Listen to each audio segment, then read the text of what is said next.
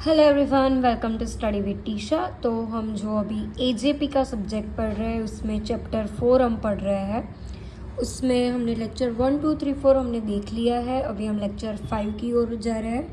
Lecture 4 में मतलब कि लास्ट लेक्चर में हमने देखा था कि जेएसपी डायरेक्टिव्स क्या होती है, यानी कि जो जेएसपी पेज होता है ना उसको पूरा कंट्रोल कौन करता है कि भाई मुझे ये पेज चाहिए, ये आपको ऐसे कलेक्ट करना है।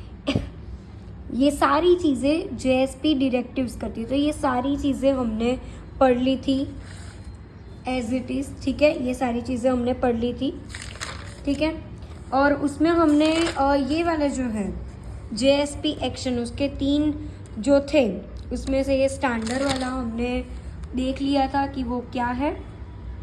और अब हम पढ़ने जा रहे हैं जेएसपी इम्प्लिसिट ऑब्जेक्ट्स, ठीक है। तो पहले वो सारे वीडियोस एक बार देख के आना, उसके बाद ये वीडियो कंटिन्यू करना, ठीक है। क्योंकि आगे के लेक्चर समझ में आएंगे तभी ये लेक्चर आपको अच्छे से समझ में आएगा कि क्या बोलना चाह रही हूँ, ठीक है। तो जेएसपी इम्प्लिसिट ऑब्जेक्ट्स क्या है? The implicit objects are predefined variables use to access request and application data. This objects are used by scripting elements. यानी कि इसमें क्या बोलना चाह रहे हैं ये लोग कि जो जेएसपी में जो इम्प्लिसिट ऑब्जेक्ट्स जो होते हैं ना, इम्प्लिसिट ऑब्जेक्ट्स वो पहले से प्री डिफाइंड होते हैं, मतलब ऑलरेडी वो होते ही है, ठीक है। तो उसका यूज़ क्या है? उसका यूज़ ये है कि कोई भी रिक्वेस्ट जब आती है, ठीक है, कोई रिक्वेस्ट आई तो उसको एक्सेस करना है, ठीक है। और वो जो रिक्वेस्ट आई है उसके अकॉर्डिंग जो डेटा है उसको भी हमें एक्सेस करना है। तो ये जो 2 चीज़ें हैं, ठीक है, तो वो कौन करता है? ये this objects are used by scripting elements. यानी कि स्क्रिप्टिंग एलिमेंट्स जो है वो ये इम्प्लिसिट ऑब्जेक्ट्स का यूज़ करके ये 2 चीज़ों को क्या करेंगे? एक्सेस करेंगे, ठीक है। एक बार में समझना है तो डोंट वरी, 1-2 बार फिर से देखना। फिर भी समझ में ना है तो आप मुझे यूट्यूब पे मतलब स्टडी विद टीशा नेम की मेरी इंस्टाग्राम आई डी, उस पर मुझे डीएम करना कि मुझे ये क्वेश्चन में समझ नहीं आ रहा है तो मैं अच्छे से समझाऊंगी, ठीक है। मुझे कोई दिक्कत नहीं है, पर मुझे बहुत सारे ऐसे कमेंट्स आए थे। एक कमेंट ऐसा आया था कि ये जो मैं ये पेजेस पे जो पढ़ा रही हूँ, ठीक है, तो उसमें कुछ स्पेलिंग मिस्टेक कई बार हो जाते हैं, ठीक है। तो एक जो बंदा था उसका मैं नेम रिवील नहीं करूँगी, बट उन्होंने मुझे बोला कि आप अपनी यूट्यूब चैनल ही डिलीट कर दो। तो इतनी तो मैं हूँ नहीं वो कि हाँ उसके कहने से मैं डिलीट कर दूँगी, बट आप समझ जाओ कि मैं ये आपके लिए ही कर रही हूँ, ठीक है। तो ये जो रफ पेज में लिखा है उसमें फटाफट मतलब जल्द से जल्द लिखने की वजह से स्पेलिंग मिस्टेक हो जाती है, ठीक है। तो थोड़ा बहुत कॉम्प्रोमाइज़ कर लेना, बट इसमें कोई दिक्कत नहीं होगी, ठीक है। और हाँ, और ये सारी नोट्स तो आपको इंस्टाग्राम पे आप डीएम करोगे तो वहाँ पे मिल जाएगी, ठीक है। So that's it. मैं और टाइम वेस्ट नहीं करूँगी, फटाफट हम लोग पढ़ते हैं, ठीक है। सो इम्प्लिसिट ऑब्जेक्ट्स का मैंने क्या बोला, वो पहले प्री डिफाइंड होते हैं, मतलब पहले से होते हैं।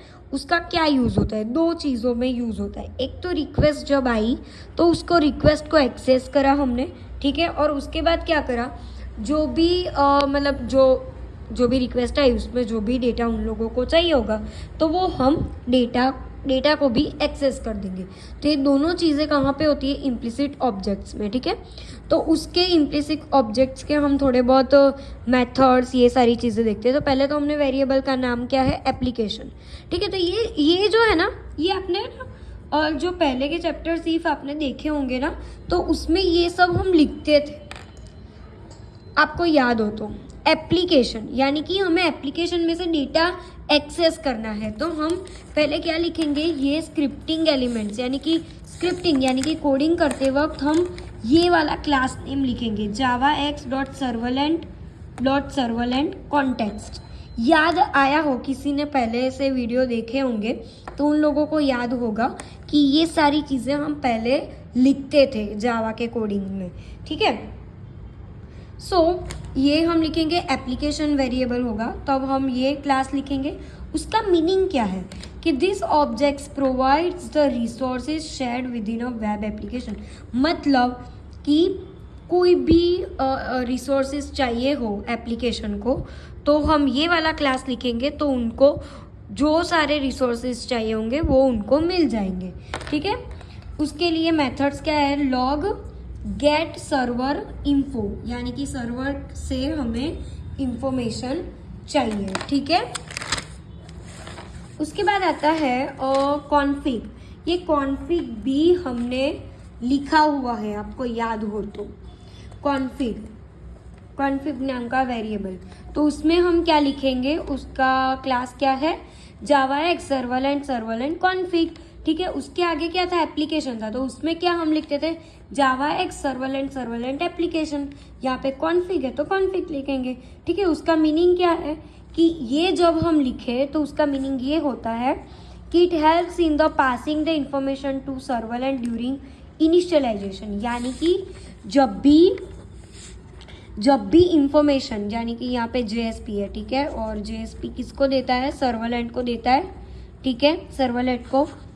तो ये जब यहाँ से यहाँ पे इंफॉर्मेशन जाती होगी, ठीक है, तो ये इनिशियलाइजेशन यानी कि स्टार्टिंग के पॉइंट से इनिशियलाइजेशन, ये वाले पॉइंट पे तो रिस्पॉन्स ये जो कॉन्फिग है ना, वो ये JSP को हेल्प करेगा स्टार्टिंग के इनिशियलाइजेशन में, उसको ये दोनों हेल्प करेगा कि भाई तुझे कुछ चाहिए, पैरामीटर ये सारी चीजें कुछ चाहिए तो वो उसे हेल्प करेगा। तो उसके लिए मेथड्स है गेट, यानी कि जो इंफॉर्मेशन रिस्पांस के द्वारा इन पैरामीटर और गेट सर्वलेंट नेम, उसके लिए हम ये वाले फिर आता है request, Java X servlet HTTP servlet request, यानी कि जब भी हमें कोई फिर आता है आउट, कोई यानी कि इसका क्या हमें मतलब कोई होता है? इंफॉर्मेशन उसका चाहिए, मतलब ठीक है, तो कहते हैं कि जावा उसके लिए क्या करते हैं, हमें JSP google.com चाहिए, right, मतलब ठीक है? सॉरी meesho.com या फिर amazon.com चाहिए, तो हम क्या करेंगे, गूगल पे लिखेंगे कि भाई हम रिक्वेस्ट करेंगे बेसिकली सर्वर को कि भाई मुझे ये इंफॉर्मेशन चाहिए, बाहर से कोई इनपुट लेना हो, तो हम रिक्वेस्ट यहाँ पे लिखे जावा एक्स.सर्वलेंट कलर कौन सा है, तो ये क्या हुआ, हमने बाहर से कोई इनपुट लिया, रिक्वेस्ट, तो ऐसा कुछ हो, it provides the methods for accessing वाला द इंफॉर्मेशन मेड बाय तो करंट उसके रिक्वेस्ट, मेथड्स है क्लियर और न्यू लाइन, ठीक है। फिर आता है पेज, यानी कि हमें java.language.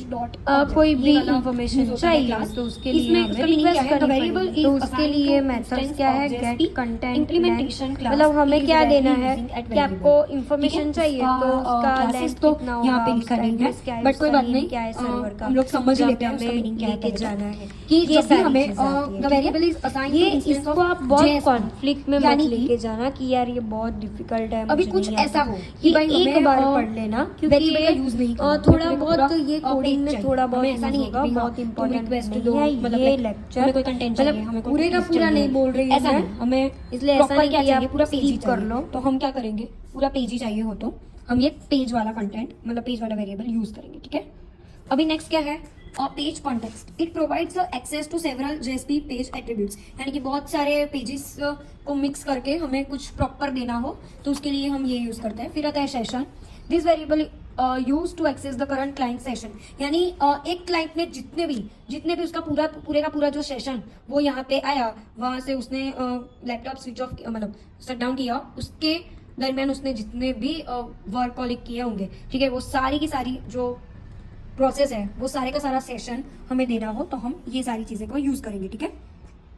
ठीक है, तो इसी के साथ ये वाले लेक्चर को हम यहाँ पे एंड कर रहे हैं। कोई भी डाउट्स हो तो आप मुझे DM में बोल देना कि क्या डाउट्स है, और इंस्टाग्राम आईडी पे आप मुझे DM कर देना तो आपको नोट्स भी मिल जाएंगी, ठीक है। ये वाला लेक्चर आपको थोड़ा बहुत अटपटा लगा होगा, बट कोई बात नहीं, इसमें मतलब पहले के लेक्चर्स देखे होंगे तो आपको ऑटोमेटिकली क्लासेस के बारे में तो पता चल ही जाएगा, ठीक है। तो ये जो है फॉर्म प्रोसेसिंग, जिसमें हम फॉर्म जो हम पढ़े थे ना, मतलब स्टार्टिंग में हमने फॉर्म वाला कोडिंग लिखा था, तो एग्जैक्टली सर्वर पे कैसे रन होता है, सर्वर साइड पे हमने तो मतलब लिख के दे दिया था कि चलो ये है फॉर्म का कोडिंग और हमें फॉर्म मिल गया, दैट्स इट। बट एग्जैक्टली वहां पे क्या होता है, ये सारी प्रोसेस भी हम नेक्स्ट लेक्चर में देखेंगे। तो stay tuned, like share subscribe कर देना, और कोई भी डाउट हो तो स्टडी विद टीशा तो है, ठीक है। Thank you.